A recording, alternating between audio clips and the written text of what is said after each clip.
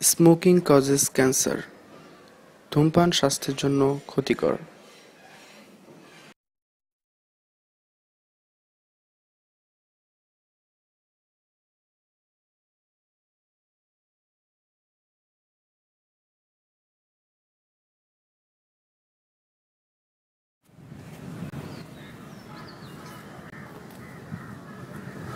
মেহেদি, আমাদেরকে এভাবে ডেকে আনার মানে কি? শাহিন, প্লিজ চল নাটকটা করে ফেলি। How is it possible? কিভাবে সম্ভব এটা? কেন সম্ভব না? নাটক বানাতে হলে ভালো একটা ক্যামেরা দরকার, ভালো অভিনয় দরকার, ভালো একজন ডিরেক্টর দরকার। অনেক বেশি দায়িত্ব দরকার, তুই জানিস। আর আমাদের মতো এই বয়সের ছেলে মেয়েরা কিভাবে এত বড় দায়িত্ব নেবে? এটা কিভাবে সম্ভব তুই বল। তার চেয়েও বড় কথা, একটা নাটক বানাতে হলে একটা ভালো প্রোডাকশন হাউসের সাপোর্ট নিতে হয়। আমাদের তো সেই সাপোর্টটাও নেই।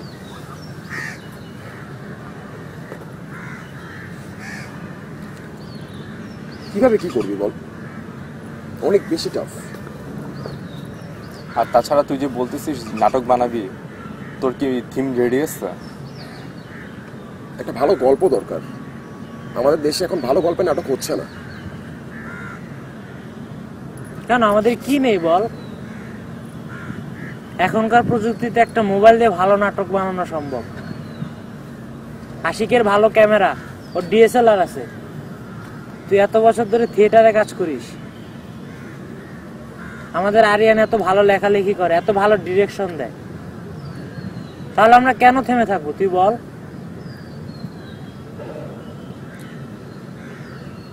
এখানে থেমে থাকার কথা আসতেছে না, এখানে আসতেছে দায়িত্ব নেওয়ার কথাটা। তুই বুঝতে পারতেছিস কত বড় দায়িত্ব একটা কেন নাটক আমরা বানানোর সবাই পিছনে? মিলে দায়িত্ব নিতে পারবো না? অনেক টাকার প্রয়োজন।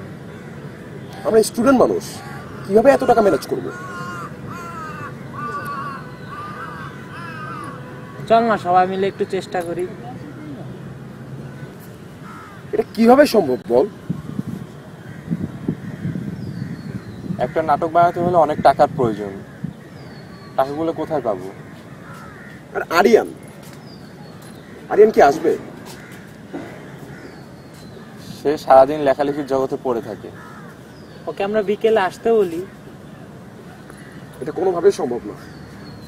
তুই মনে করতেছিস জিনিসটা খুব ইজি, বাট জিনিসটা যত ইজি তার চেয়ে বেশি ডিফিকাল্ট। তাই বলে আমরা বসে থাকবো এভাবে হাত গুটিয়ে?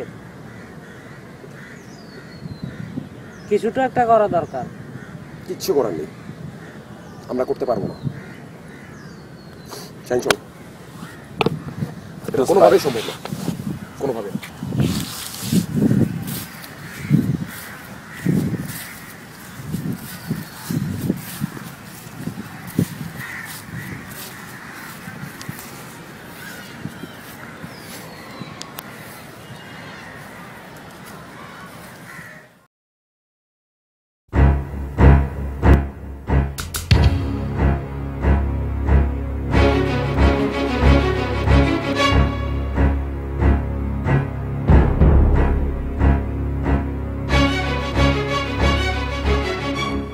যখন সব অসম্ভব ছিল, সেই অসম্ভবকে সম্ভব করেছে ওরা। মনের মাঝে ছোট্ট একটা স্বপ্ন, কিন্তু বুক ভরা সাহস ছিল ওদের। ওদের হয়তো কিছুই নেই, তবু আছে মেধা, শক্তি ও অসীম সাহস। আশিকের ক্যামেরা, শাহিনের অভিনয়, মেহেদির বন্ধু মাতানো ক্ষমতা, আর আরিয়ানের ডিরেকশন ওদের থামিয়ে রাখতে পারেনি।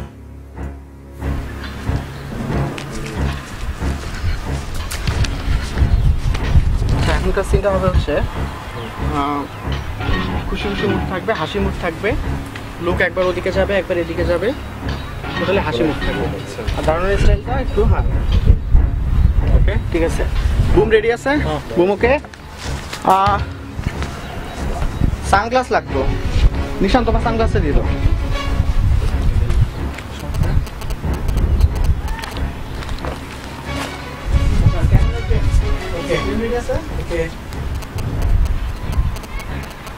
Order frame ready. আচ্ছা আমরা এখন টেকে যাচ্ছি। Okay, boom, camera check, silent, action.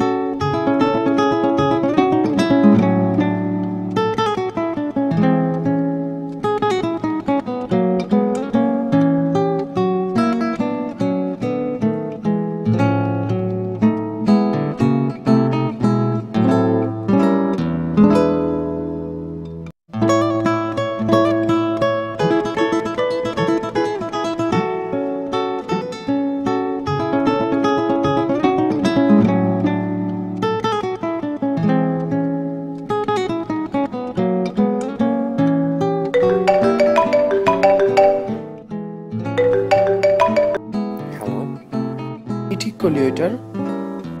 ভাবছি ওকে মেরে ফেলবো। বাঁচিয়ে রাখাটা আমার কাছে ভালো লাগছে না, কিন্তু বাঁচিয়ে রাখাটা ভালো হতো না? কিন্তু আমার কাছে মনে হচ্ছে মেরে ফেলাটাই ভালো হবে। আচ্ছা ঠিক আছে, তোর যেটা ভালো মনে হয় তুই সেটাই কর। কি করিস তুই? আমি একটু বাইরে। আচ্ছা ঠিক আছে, তুই বাইরে ঘোরাঘুরি কর, আমি রাখছি।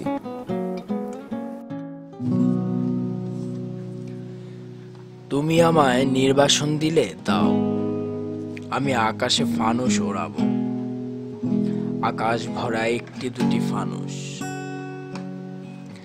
তুমি আমার ভালোবাসা কেড়ে নিলে নাও, আমি ভালোবাসা ঢেলে প্রদীপ জ্বালাবো, পুরে সব ছারখার হয়ে যাবে মনের যত হাউস। আমি ভোরের শিশির তোমায় দিব, শিশিরের ডগায় এক খণ্ড হীরা, তোমায় দিব ভালোবাসার এক অন্যরকম ছবি। তোমায় নিত্য নতুন কবিতা শোনাবো, তুমি প্রাণচঞ্চল আমার সৃষ্টি নীরা, বিনোদিনী কিংবা কবি। ভালোবাসাগুলো তালাবদ্ধ করে রেখেছি আমি চার দেয়ালের মাঝে বন্দি, শরতের কাশফুলগুলো আর হাওয়ায় দোল খায় না। ডায়েরির পাতাগুলো ছিঁড়ে ঘুড়ি বানিয়েছি, ডানা মেলেছি যেখানে গগন বেগদাম সন্ধি। ভালোবাসাগুলো নিথর, প্রাণ পায় না।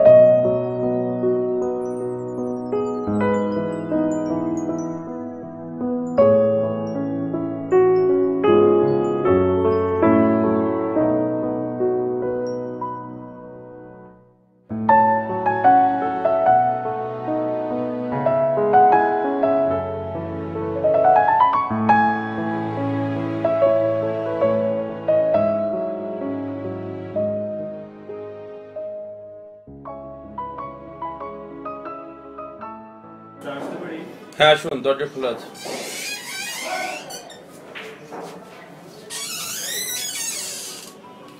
স্যার, আমি একজন নতুন লেখক, আমার কিছু লেখা আছে, এগুলো যদি আপনি একটু পড়তেন প্লিজ।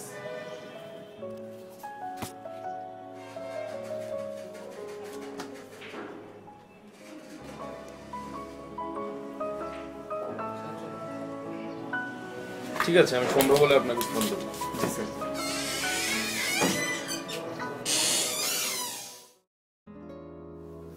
অহংকার মারুফকে স্পর্শ করতে পারেনি। কেন মারুফকে অহংকার স্পর্শ করতে পারেনি সে এক বিরাট রহস্য। হয়তো হুমায়ুন আহমেদের তৈরি চরিত্র হিমুর কিছুটা ছাপোর মধ্যে আছে বলে। শহরের ভিতরে মারুফরা পুরনো একটা বাড়িতে থাকে, অনেক পুরনো একটা বাড়ি। এখানে ওখানে প্লাস্টার খসে পড়েছে, তবে বাড়িতে স্পষ্টত একটা প্রাণের ছায়া আছে। বাড়ির সামনে ছোট্ট একটা জায়গা, সেখানে অপরিকল্পিতভাবে গড়ে ওঠা কতগুলো গাছ। বাড়িটাকে দেখলে ইট সিমেন্টের তৈরি বাড়ি বলে মনে হয় না, মনে হয় বাড়িটারও বুঝি প্রাণ আছে। বাড়ি থেকে বের হয়ে সোজা একটা রাস্তা গেছে, বেশ কিছু দূর পর একটা চৌরাস্তা। মারুফ সেই রাস্তাটা দিয়ে হাঁটতে থাকে। চৌরাস্তায় এসে যখন দাঁড়ায় তখন সূর্য মাথার উপরে। চৌরাস্তার সোজা যে রাস্তাটা গেছে সেটা বালুকাবেলা স্কুলের দিকে। ডান দিকের রাস্তাটা দিয়ে কিছু দূর হাঁটলে ধর্মতলার কালী মন্দির। মারুফ কোনো রাস্তা ধরেই এগোয় না। চৌরাস্তায় একটা বসার জায়গা আছে, মারুফ সেই জায়গাটাতে বসে থাকে। এই জায়গাটা মারুফের জীবনের অনেকগুলো মুহূর্তের সাক্ষী। এই জায়গাটা ঘিরে ঘটে নানা রকম ঘটনা, নানা রকম মানুষ এসে বসে জায়গাটাতে। কখনো কোনো ভদ্রলোক এসে বসে, অপেক্ষা করে তার প্রাইভেট কারের জন্য। হয়তো কোথাও গেছে, এখনো এসে পৌঁছতে পারেনি। ভদ্রলোক এখানে বসেই আরেকটা গাড়ি কেনার পরিকল্পনা করেন। একটা গাড়িতে কিভাবে হয়, আরেকটা গাড়ি অবশ্যই প্রয়োজন। যেহেতু প্রয়োজন, তাই নিশ্চয়ই এটাকে বিলাসিতা বলা চলে না। ভদ্রলোক গাড়ির জন্য আর বেশিক্ষণ অপেক্ষা করেন না, উঠে চলে যান। ভদ্রলোক চলে যেতে না যেতেই মধ্যবিত্ত কিংবা নিম্ন মধ্যবিত্ত ঘরের এক যুবক জায়গাটাতে এসে বসে। বহুদূর পথ হাঁটার পর যখন হাঁপিয়ে ওঠে তখন এখানে এসে বসে। হাতে থাকে একটা চামড়ার পুরনো ব্যাগ। ব্যাগে থাকে অনার্সে ফার্স্ট ডিভিশনে পাশ করা সার্টিফিকেট। সার্টিফিকেট হাতে এক অফিস থেকে আরেক অফিসে ঘুরে, কিন্তু চাকরি আর হয় না। চাকরিটা হচ্ছে না বলে হয়তো বিয়েটা আটকে আছে। বাবা হয়তো হার্টের অসুখে ভুগছে, চিকিৎসা করানোর পয়সা নেই। মা হয়তো এক শাড়ি দিয়ে বছরের পর বছর কাটিয়ে দিচ্ছে। সেই শাড়ির অবস্থা এখন এমনটাই যে সেটার কোনোভাবেই পরার উপায় নেই। যেভাবেই হোক মায়ের জন্য এবার একটা শাড়ি কিনে নিয়ে যেতেই হবে। সেই যুবকের থেকে মারুফের অবস্থা কোনো অংশেই ভালো নয়। ক্লাস 9-এ প্রথম দেখেছিল শৈলীকে। কেন ভালো লেগেছিল সে জানে না। কাউকে ভালোবাসলেই যে ভালোবাসা হ্যাংলার মতো আদায় করার জন্য তার পিছনে পিছনে ঘুরতে হবে, এটা মারুফ বিশ্বাস করে না। সুতরাং মারুফ খুব সাদামাটা ভাবে তার ভালোবাসার কথা শৈলীকে জানিয়ে দিল। শৈলীও খুব সহজভাবেই মারুফের ভালোবাসা এড়িয়ে গেল। মেয়েরা হয়তো এই ধরনের সাধারণ ছেলেকে পছন্দ করে না। হয়তো সে মারুফকে সহজভাবে নেয়নি, হয়তো মারুফকে তার ভালো লাগেনি, হয়তো তার মনের ভিতরে অন্য কেউ বাস করছে। মারুফ বেশিক্ষণ শৈলীর কথা ভাবতে পারে না। জায়গাটাতে আর বেশিক্ষণ বসে না সে। বালুকাবেলা স্কুলটা যেদিকে গেছে মারুফ সেই রাস্তা ধরে হাঁটতে থাকে।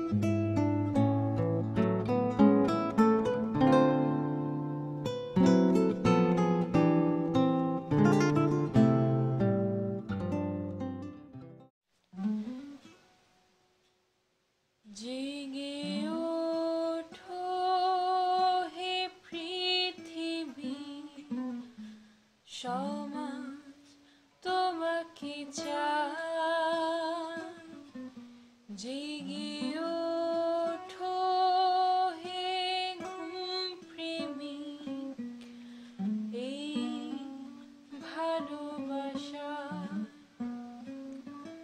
জেগে ওঠো হে শতাব্দী আকাশ নুরে যায়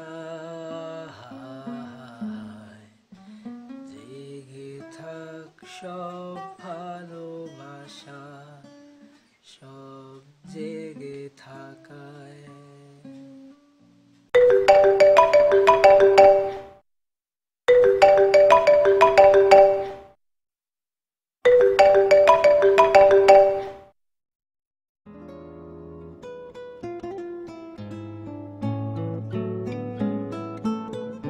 তুই কি মারুফকে মেরে ফেলেছিস? লেখকদের হাতে অনেক ক্ষমতা থাকে, সেই ক্ষমতার জোরে চাইলেই তৈরি চরিত্রকে মেরে ফেলতে পারে, আবার বাঁচিয়েও রাখতে পারে। আমি এখানে আমার ক্ষমতাটা প্রয়োগ করেছি। উপন্যাসের নাম কি? আমার কিছু কথা ছিল। নামটা ভালো হয়েছে। লেখকদের ক্ষমতা শুধু উপন্যাসেই, কিন্তু বাস্তবতা বলে অন্য কথা। উপন্যাসে আমি ডানা মেলে উঠতে পারি, কিন্তু বাস্তবে আমি হাত পা বাঁধা বন্দী মানব।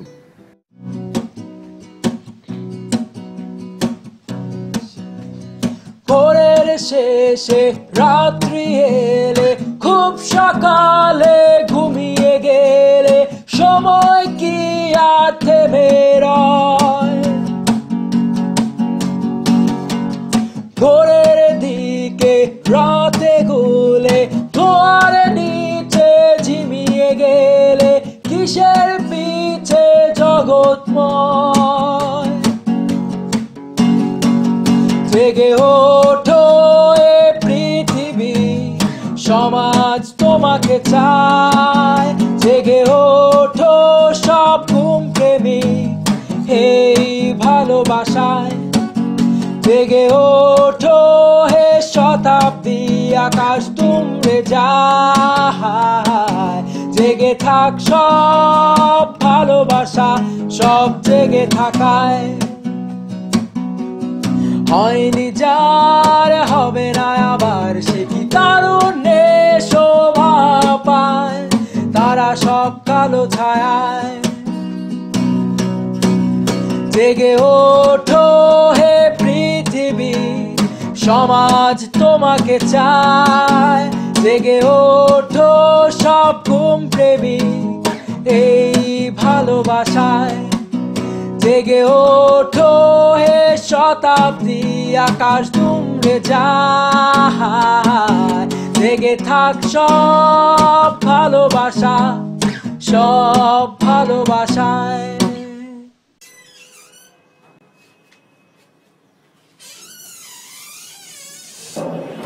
স্যার, আমার লেখাটা কি পড়েছেন?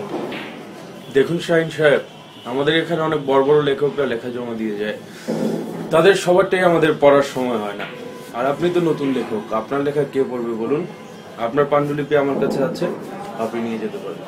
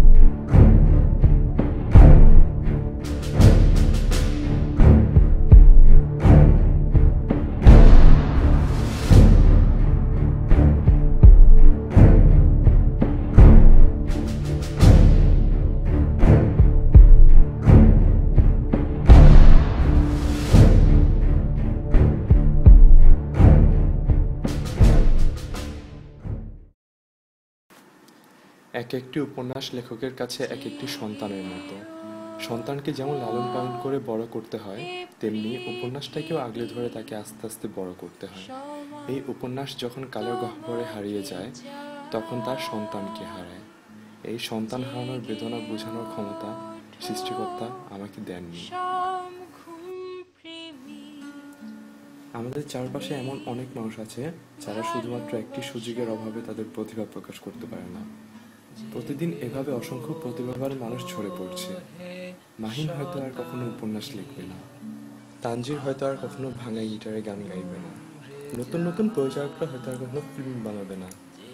এদের মধ্য থেকে হয়তো কেউ কেউ হুমায়ুন আহমেদ হতো, এদের মধ্য থেকেই কেউ কেউ হতো তারেক মাসুদ। এরা যদি সময়ের সাথে সাথে হারিয়ে যায়, তাহলে হয়তো একটা দেশের জন্য কিছুই হবে না। কিন্তু একটা দেশ আর একটা রবীন্দ্রনাথকে পাবে না, আর একটা সত্যজিৎ রায়কে পাবে না। শুধু একটা সুযোগের অভাব, শুধু একটা সুযোগ।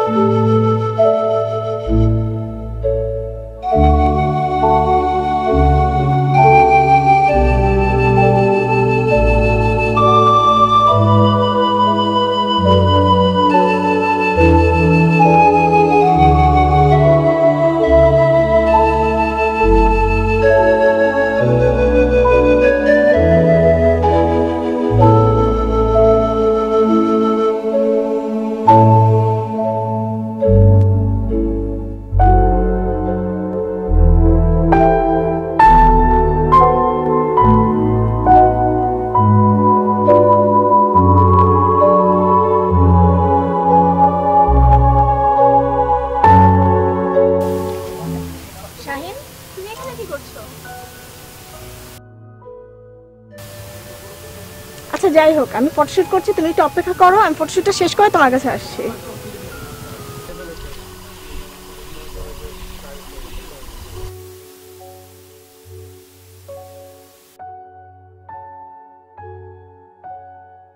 তবে ওনাটাতে ভালো আসছে না, ওনাটা খুলে ফেলে ভালো তো, ভালো আসছে না পিকচারটা। থ্যাঙ্কস। স্মাইল। লুকটা এদিকে।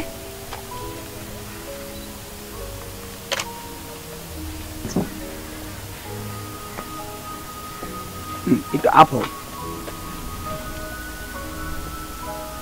লুকটা একটু এদিকে দিও।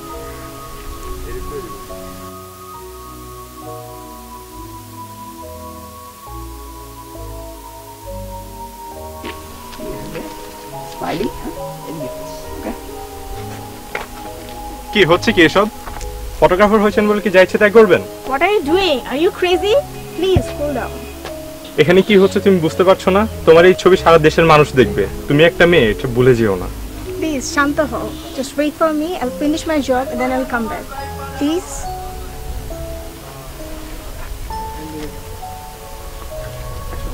Please don't mind, okay? Just carry on. Okay. এদিকে।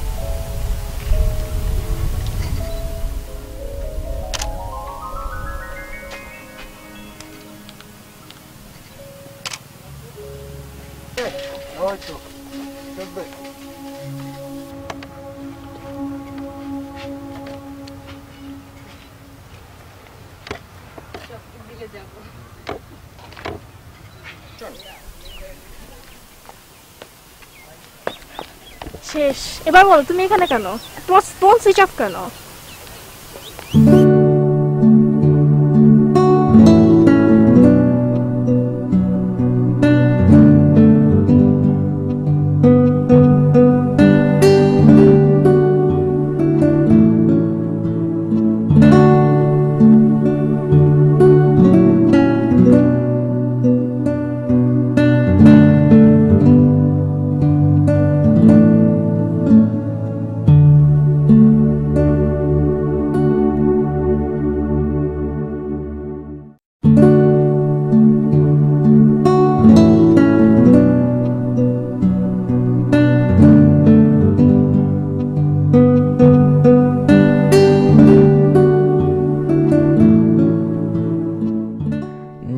জানি কাল ভুলে যাবে আমাদের গল্প এ দুনিয়া দুনিয়া,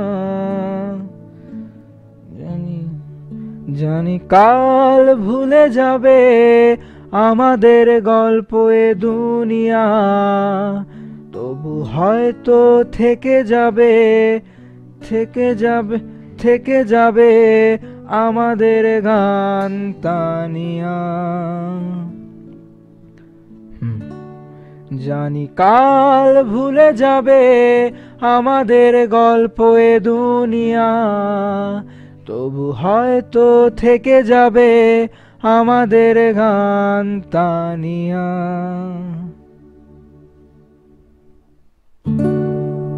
এমনিতেই ফোন অফ করে রেখেছি। কোনো কারণ ছাড়া তো ফোন অফ করে রাখার কথা নয়। কি হয়েছে আমাকে খুলে বলো। এই পৃথিবীটা অনেক সুন্দর, কিন্তু এই পৃথিবীর মানুষগুলো অনেক নিষ্ঠুর। কেউ কাউকে সুযোগ দিতে চায় না, আর যদি কেউ সুযোগ নিতেও চায় পিছন থেকে 10 জন পা ধরে টান। কি হয়েছে আমাকে খুলে বলো তো, আমি তো কিছুই বুঝতে পারছি না। আচ্ছা আগে বলো কি খাবা? স্যুপ আমার অনেক favourite, I just like mushroom. আমি থাই স্যুপ খাবো। আমি মাশরুম একদম পছন্দ করি না, আমি কর্ন স্যুপ খাবো। সাথে ড্রিঙ্কস?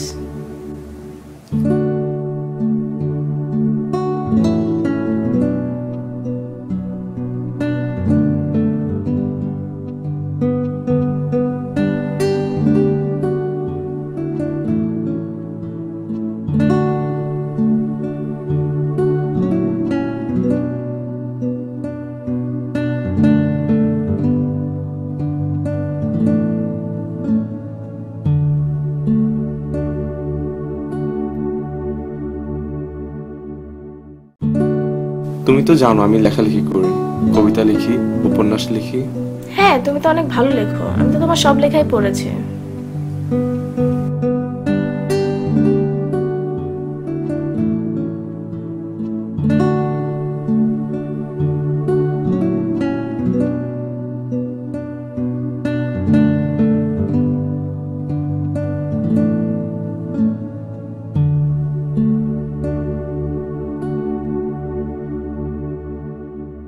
কিন্তু আমার এই ভালো লেখার মূল্য কেউ দিচ্ছে না। আমি বহু প্রকাশনীতে ঘুরেছি দিনের পর দিন, কিন্তু তারা আমার লেখা পর্যন্ত পড়ে দেখেনি। এখন তুমিই বলো, নতুন লেখকদের লেখা যদি প্রকাশ নাই করে তাহলে আরেকটা রবীন্দ্রনাথ কি করে তৈরি হবে?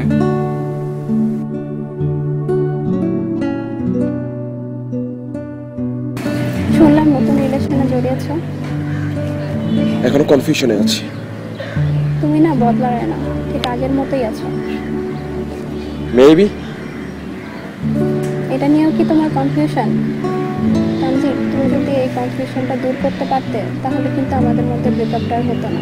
কেন মিছিমিছি আগের দিনগুলো টেনে আনছো? তারা কি দোষ করলো? সেদিন দেখলাম রাস্তায় রাস্তায় হাঁটছো। ভুল দেখো নি? তা তো বুঝতেই পারছি, কিন্তু রাস্তায় রাস্তায় হাঁটছিলে কেন? চাকরিটা হারিয়েছি। হারালে কেন? সেটা আমার ব্যক্তিগত বিষয়। বিয়ে করছো কবে, নাকি ওটাও তোমার ব্যক্তিগত বিষয়? খোঁচা দিয়ে কথা বলার শখটা দেখি এখনো তোমার যায়নি। কনফিউশনে আছি। যাই হোক, তোমার হাজবেন্ডের কি খবর? তার কথা আর বলো না, সে বিদেশি মেয়েদের সাথে সময় কাটাচ্ছে। মানে? প্রমোশন হয়েছে, ইংল্যান্ডের কোনো একটা শহরে সময় কাটাচ্ছে। তোমার একাকিত্ব জীবন বোরিং লাগে না? আমার কথা বাদ দাও, এত জায়গা থাকতে এখানে এলে কেন? নিরিবিলি কথা বলবো বলে। সেই দিন তো অনেক আগেই শেষ করে এসেছি। তুমি হাঁটছো এক পথে আর আমি অন্য পথে। এর জন্য কি তুমি দায়ী নও? তোমার তো দোষ কম ছিল না। নিজের দোষটুকু স্বীকার করছো? প্রতিটা মানুষের মাঝেই ভুল থাকে, কেউ ভুলটা শুধরে নিতে জানে, কেউ জানে না। তুমি কোন দলে? হয়তোবা আমাদের মাঝে ব্রেকআপটা না হলেও পারত। দেখো, আমরা সবসময় অভিনয় করি। কখনো আমাদের অভিনয় ভালো হয়, কখনো আমাদের অভিনয় খারাপ হয়। আর যখন আমাদের অভিনয়টা খারাপ হয়ে যায় তখন আমাদের অভিনয় আর ভালো লাগে না। হয়তোবা আমাদের অভিনয়টা ভালো ছিল। আমাদের সমস্যা হচ্ছে আমরা ক্যামেরার সামনে অভিনয় করি না, তাহলে হয়তো নতুন করে আবার অভিনয় করা যেত। আমরা অভিনয় করি মঞ্চ নাটকে। তাহলে প্র্যাকটিস, অনেক অনেক প্র্যাকটিস দরকার। এতদিনে তোমার সেই প্র্যাকটিস শেষ হয়নি? তোমার কি হয়েছে? কিছুটা হলেও। যাক বাবা, এটাতে অন্তত কনফিউশনটা দূর হলো। কি ভাবছো তাহলে? কোন ব্যাপারে? আমাদের রিলেশনের। আমাদের সমস্যা কি জানো? দোকানে যখন নতুন একটা জুতা দেখি সেটা কেনার জন্য পাগল হয়ে যাই। কিছুদিন ইউজ করার পর সেটা পুরনো হয়ে গেলে আর পরি না। কি বোঝাতে চাইছো তুমি? না, কিছু না। প্লিজ, তোমার এই রহস্য করে কথা বলাটা বন্ধ করবে? আচ্ছা, তুমি কি চাও? আমরা কি সবকিছু নতুন করে শুরু করতে পারি না? আছো কেমন তুমি? কথাটা এড়িয়ে গেলে? না, এড়িয়ে যায়নি। এ বিষয়ে পরে কথা বলি। আছো কেমন?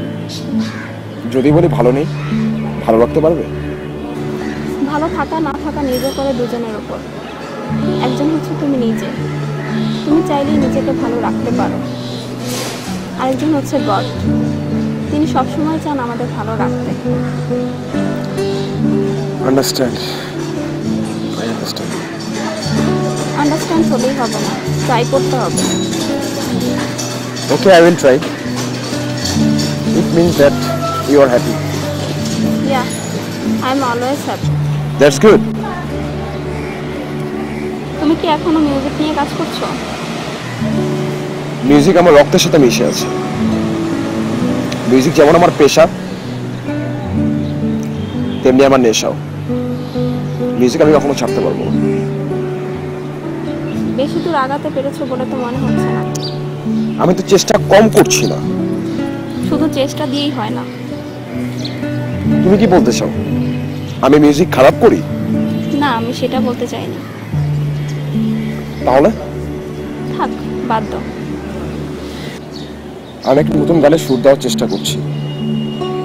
আশা করি গানটা ভালো হবে। এই ছন্ন ছাড়া জীবনে মিউজিক করে কি হবে? আগে জীবনটাকে গুছিয়ে নাও, তারপর দেখবে সব কিছু সহজ হয়ে যাবে। তুমি দেখো, একদিন আমি অনেক বড় গায়ক হব, অনেক বড়। এটা আমার স্বপ্ন। ভবিষ্যৎ নিয়ে কি ভাবছো?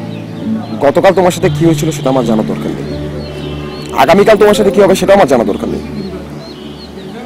Because we are not in past, we are not in future, we are just in present. We have to think about the present. We have to think how we'll pass this moment, nothing else. ওকে ওকে, তোমার কথাই মানলাম। আচ্ছা, আমি যদি তোমাকে বলি সব কিছু ছেড়ে দিয়ে দুজনে অন্য কোথাও চলে যাই, তুমি কি রাজি হবে? ভেবে দেখতে হবে। ভাবতে তোমার কত সময় লাগে? না, ঠিক তা নয়, আমি আসলে কনফিউশনে আছি। উফ, কনফিউশন কনফিউশন কনফিউশন, তোমার এই কনফিউশন কোনোদিন দূর হবে না। আমি উঠছি। আচ্ছা, আমার সময় হয়ে এসেছে, বাড়ি যেতে হবে। মানে? চলে যাচ্ছি, আমার হাজবেন্ডকে নিয়ে অনেক সুখে আছি।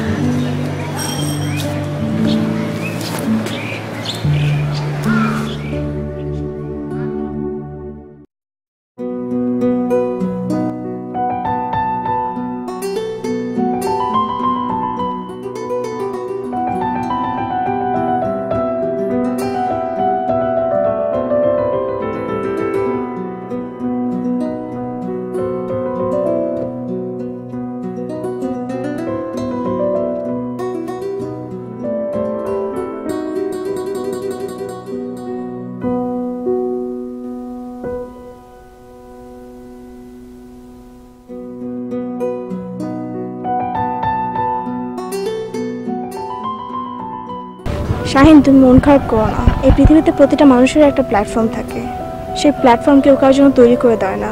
সেই প্ল্যাটফর্মটাকে নিজের মতো তৈরি করে নেওয়াটাই যার যার নিজের দায়িত্ব। তুমি তোমার প্ল্যাটফর্মটাকে কীভাবে তৈরি করবে সেটা তোমার নিজেকেই ঠিক করতে হবে। সেই প্ল্যাটফর্মটাকে তৈরি করতে প্রচুর সময়, শ্রম এবং মেধা দিতে হয়। আমি তো আমার সব রকম চেষ্টাই করেছি। সব রকম চেষ্টা করার পরও হয়নি বলে তুমি হতাশ হয়ে যাচ্ছ কেন? আবার চেষ্টা করো, দেখবে হয়ে যাবে। যদি না হয় তাহলে আবার চেষ্টা করবে। জীবন তো আর এক জায়গায় থেমে থাকতে পারে না। কিন্তু আমি তো আমার সব রকম চেষ্টাই করেছি। না, তুমি তোমার সব রকম চেষ্টা করোনি। তুমি একটা নির্দিষ্ট গুন্ডির মধ্যে ঘুরপাক খাচ্ছ। তোমাকে এই গুন্ডির ভিতর থেকে বের হয়ে আসতে হবে। তুমি জানো আজ আমি একজন এত বড় মডেল হয়েছি কীভাবে? আমাকে কেউ সুযোগ করে দেয়নি। আমি আমার জায়গাটা নিজে তৈরি করে নিয়েছি। এর জন্য আমাকে অনেক মূল্য দিতে হয়েছে, অনেকবার হোঁচট খেয়েছি, কিন্তু থেমে থাকিনি। আমি থেমে থাকিনি বলে আজ আমি এত দূর পর্যন্ত আসতে পেরেছি।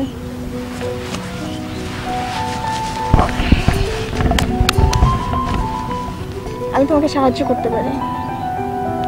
কিন্তু তুমি আমাকে সাহায্য করবে কিভাবে? তুমি যে নতুন উপন্যাসটা লিখেছো ওটা আমাকে দাও, দেখি আমি কি করতে পারি। কিন্তু আমি তো আমার উপন্যাস পড়ে ফেলেছি। সেই সাথে পুড়ে ফেলছো তুমি তোমার স্বপ্নগুলোকে, তোমার একজন বড় লেখক হওয়ার সাহসটাকে। যুদ্ধের ময়দানে সবসময় মৃত্যুর ভয় থাকে, তাই বলে কি কেউ যুদ্ধের ময়দান থেকে পালিয়ে আসে? তুমি নিজের সাথে নিজে লুকোচুরি খেলছো। উপন্যাসটা তুমি আবার নতুন করে লেখা শুরু করো। কিন্তু না, আমি পারবো না। পারবো না বললেই তো হবে না, তোমাকে পারতেই হবে। তুমি না একদিন আমাকে বলেছিলে তুমি একদিন অনেক বড় লেখক হবে, তোমার স্বপ্নগুলো সবার মাঝে ছড়িয়ে দিবে। কোথায় গেল তোমার সেই স্বপ্নগুলো? তুমি তোমার স্বপ্নগুলোকে ফানুস বানিয়ে উড়িয়ে দিলে। নাটাই হাতে নাও, স্বপ্নগুলোটাকে নিজের মতো করে উড়াও। আর আমি তো আছি, আমার উপর বিশ্বাস রাখতে পারো।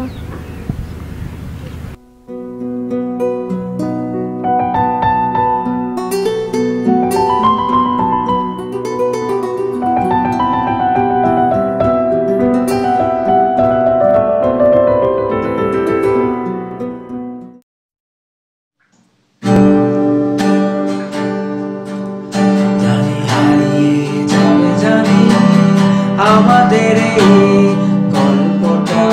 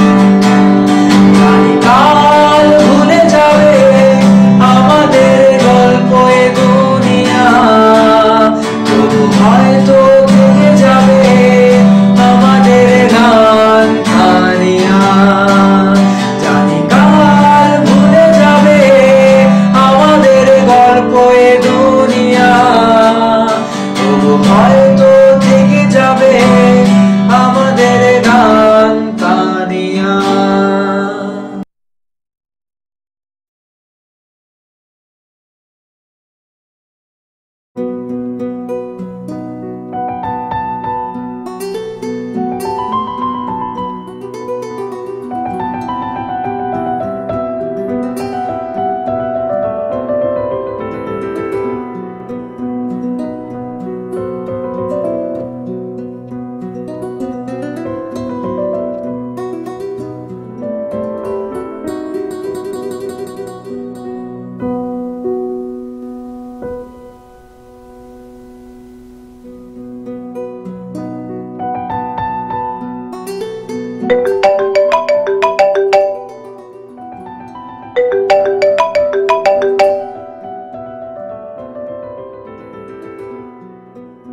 হ্যালো, হ্যাঁ বলো।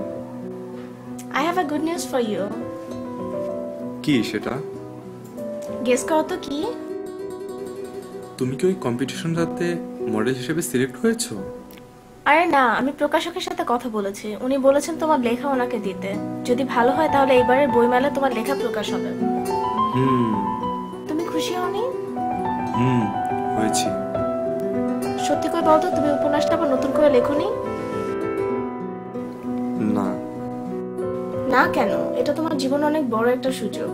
এটা তোমার জীবনে একটা টার্নিং পয়েন্ট হতে পারে। তোমার জীবনটাই হয়তো বদলে যেতে পারে। এই সুযোগটাকে হাতছাড়া করো না। তুমি আজকে আমার উপন্যাসটা লেখা শুরু করবে, ঠিক আছে? ওকে, আমি আবার উপন্যাসটি নতুন করে লিখব। And thank you Promi for everything.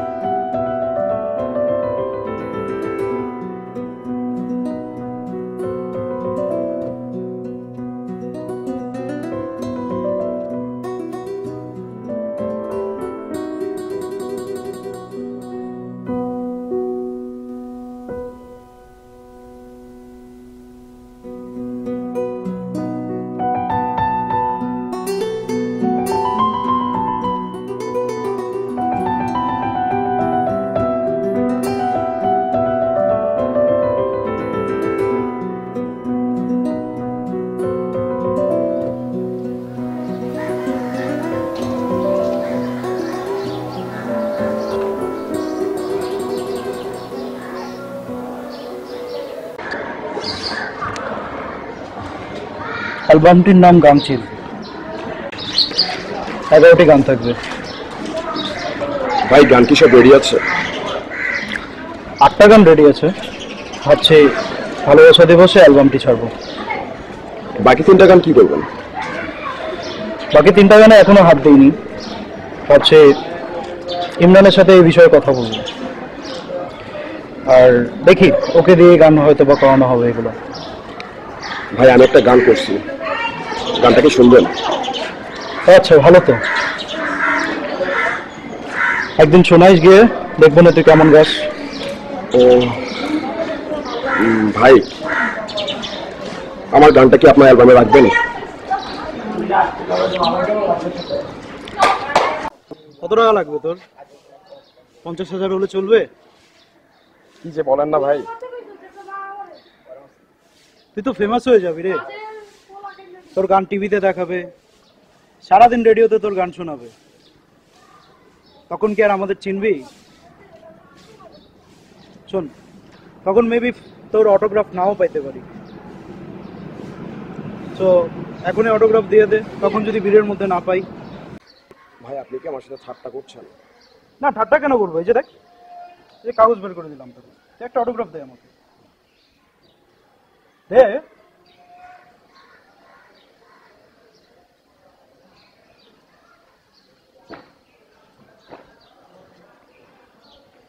তুই কি মনে করছিস? তুই কি মনে করছিস? তুই কি 2 দিন ধরে গান শিখতে এসে গান শিখে ফেলছিস? ভাই আমি চেষ্টা করছি। চেষ্টা করতেছিস মানে? 2 দিন ধরে, জাস্ট 2 দিন ধরে গিটারে টুংটাং করে তোর গান শিখা হয়ে গেছে?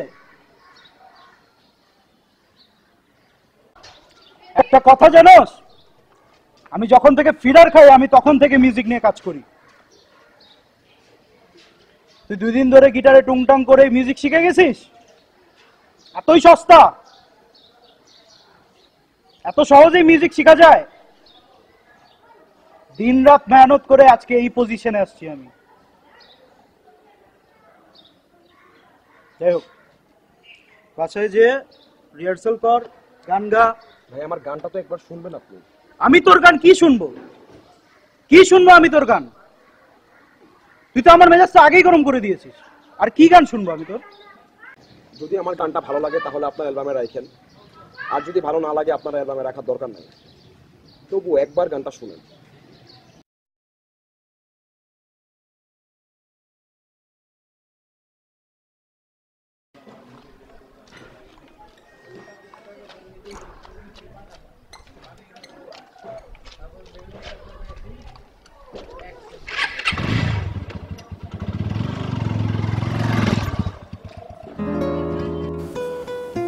সময় সব সময় একরকম যায় না। কখনো শীত আসে, গাছের পাতা সব ঝরে যায়। আবার এক সময় আসে গ্রীষ্মকাল, বসন্তে গাছ ভর্তি ফুল। প্রতিনিয়ত সময় পরিবর্তিত হচ্ছে, সেই সাথে পরিবর্তিত হচ্ছে মানুষের ভাগ্য আর নিয়তি। সময়ের সাথে সাথে মারুফের জীবনেরও কিছুটা পরিবর্তন এসেছে। মারুফ তার পুরনো 2 তলা বাড়িটা বিক্রি করে দিয়ে ছোট বোনের বিয়ে দিয়েছে। বছরখানেক হলো মা মারা গেছে, পয়সার অভাবে এখনো কুলখানি করা হয়নি। মারুফ এখনো চৌরাস্তাটার বেঞ্চিটাতে বসে থাকে। এর মধ্যেই মারুফের জীবনে একটা নাটকীয় ঘটনা ঘটে গেছে। একদিন কিভাবে যেন সে শৈলীকে খুঁজে পেল, সেই সাথে সে যেন খুঁজে পেল জীবনটাকে নতুন করে শুরু করবার আশা। এই প্রথম মারুফ ভাবতে শুরু করলো জীবনটা তো এখানেই শেষ নয়, তার পথ চলা তো কেবল শুরু। এই পথের শেষ কোথায় সে জানে না, আদৌ এই পথের শেষ আছে কিনা তাও তার জানা নেই। তবে এই পথ পাড়ি দিতে মারুফের মনে কোনো ক্লান্তি নেই। চাকরির জন্য ছুটে চলা সেই যুবকের অবস্থারও পরিবর্তন হয়েছে। একটা মাল্টিমিডিয়া কোম্পানিতে চাকরি পেয়েছে সে। চাকরি জীবনের প্রথম বেতন হাতে পেয়ে সে ছুটে গেছে মার্কেটে মায়ের জন্য একটা শাড়ি কিনতে। এই শাড়ি নিয়ে গিয়ে মাকে সালাম করতে হবে। মা হয়তো শাড়ি পেয়ে খুশিতে আটখানা হয়ে যাবেন। সেই বেঞ্চিটাতে গাড়িওয়ালা পরলোকটিকে আর কখনো দেখা যায়নি।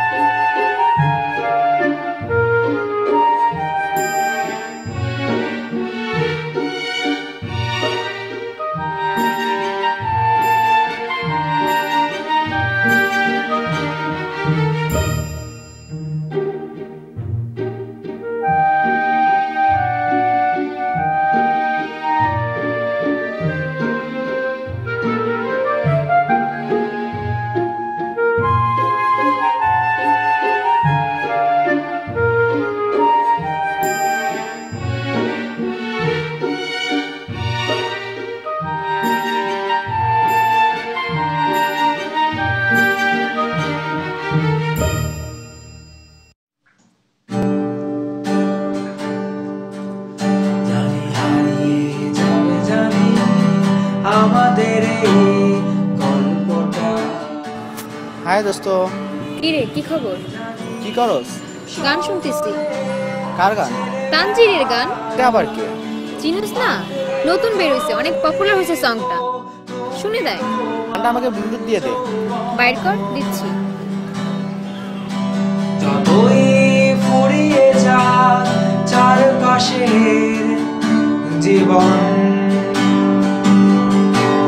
জানি কাল ভুলে যাবে আমাদের গল্প এ দুনিয়া, তবু হয়তো থেকে যাবে আমাদের গান কানিয়া।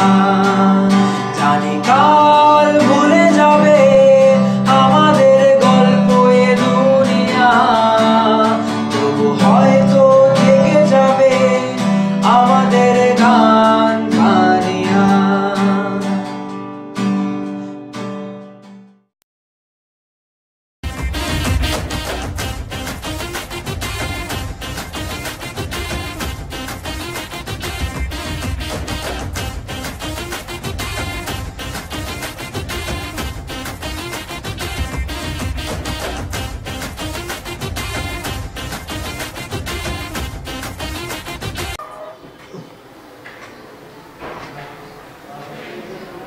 হ্যালো রাপি, কোথায় তুমি? হ্যাঁ ভাই, আমি বাসায় ভাই। তোমার সাথে আমার কিছু ইম্পর্টেন্ট কথা ছিল। ভাই আমি কি আপনার সাথে দেখা করতে আসবো ভাই? না, আমি একটু বেরোবো, সময় তো চলে যাচ্ছে। বাকি দিন আগে কি করলাম? ভাই আমি তো অলরেডি ইমরানের সাথে কথা বলছি ভাই। মনে হয় সময় মতো বাকি 3টা গান পাওয়া যাবে। ইউটিউবে একটা গান দেখলাম, একটা ছেলে খালি গিটারে গানটা করেছে, বেশ ভালোই লাগলো। দেখলাম বেশ জনপ্রিয় হয়েছে গানটা। তুমি কি গানটা শুনেছো? হ্যাঁ ভাই, শুনেছি তো। ও তো আমার এলাকারই ছেলে ভাই, আমার ছোট ভাই হয় ভাই, এলাকারই, আমি চিনি ওকে। তাই? তোমার পরিচিত? তো তোমার পরিচিত এত প্রতিভাবান একটা ছেলে, তুমি ওকে চান্স দিচ্ছ না কেন? হ্যাঁ ভাই, ও তো অল্প কিছুদিন ধরে মিউজিক করে ভাই। ওর আসলে মিউজিকের ব্যাপারে তেমন কোনো ধারণাই নেই। এই পৃথিবীতে মানুষ সবকিছু জেনে জন্মগ্রহণ করে না। আমি আমার অ্যালবামের পিছনে বহু টাকা ঢেলেছি। ওই ছেলের গানটা যদি আমার অ্যালবামে থাকে তাহলে আমার অ্যালবাম হিট হবেই। আমি আমার অ্যালবামে ছেলের গানটা চাই। কিন্তু গান তো সব প্রায় রেডি। দরকার হলে অ্যালবামে 12টা গান থাকবে। সমস্যা হলে অন্য কোনো গান বাদ দিয়ে দাও, কিন্তু আমার অ্যালবামে ওই ছেলের গানটা চাই।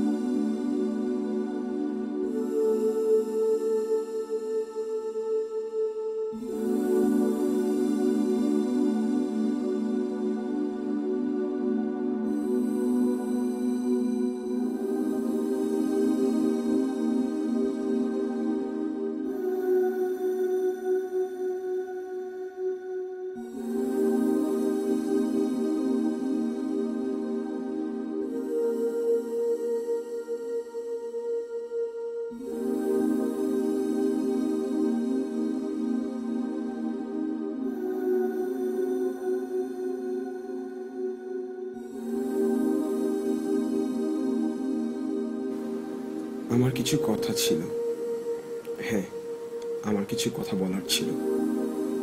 কথাগুলো বলা হলো না বলে আমার মনে কোনো কষ্ট নেই।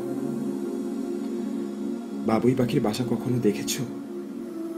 কত কষ্ট করে গাছের ডালে বাসা করে একটা বাবুই পাখি। পুরো আকাশটাই বাবুই পাখির। সারাদিন মুক্ত আকাশে সে উড়ে বেড়ায়।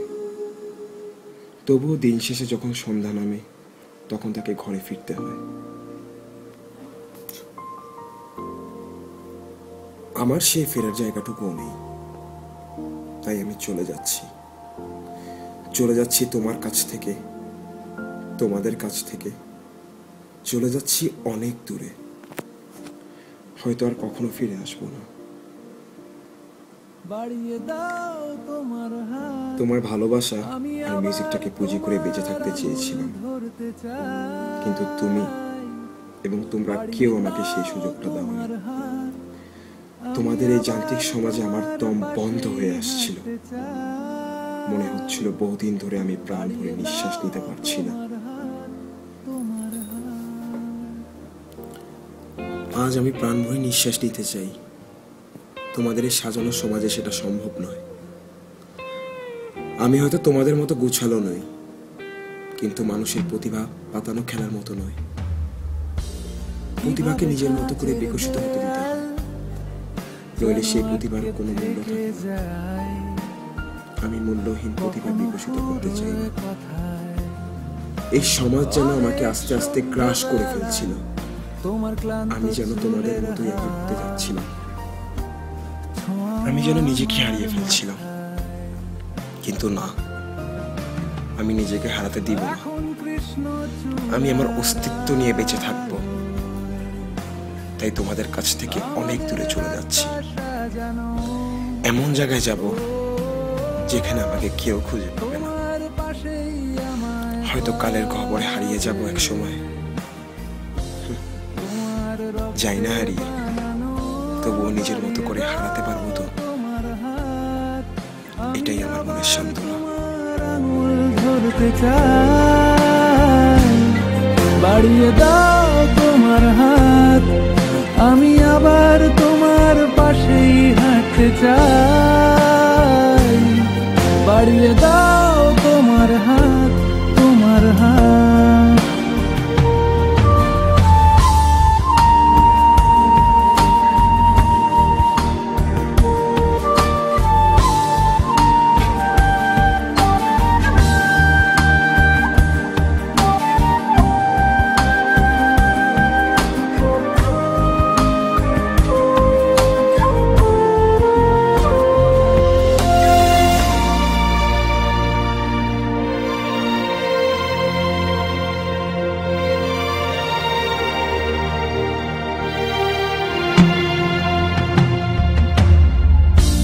মনের ভেতর ঘরে কিছু পাথর জমানো, ভাঙতে চাইছি যখন পাহাড় বরফ ঠেলে মুহূর্ত গলানো। হয়তো যাবে তখন, এখন কৃষ্ণ চূড়ার আলো আমাদের রাস্তা সাজানো। ও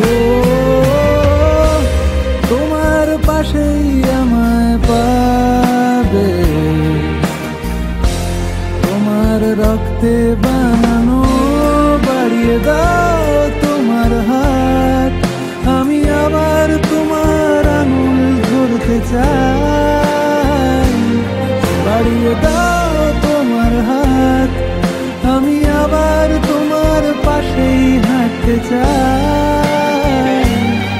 বাড়িয়ে দাও তোমার হাত, তোমার হাত।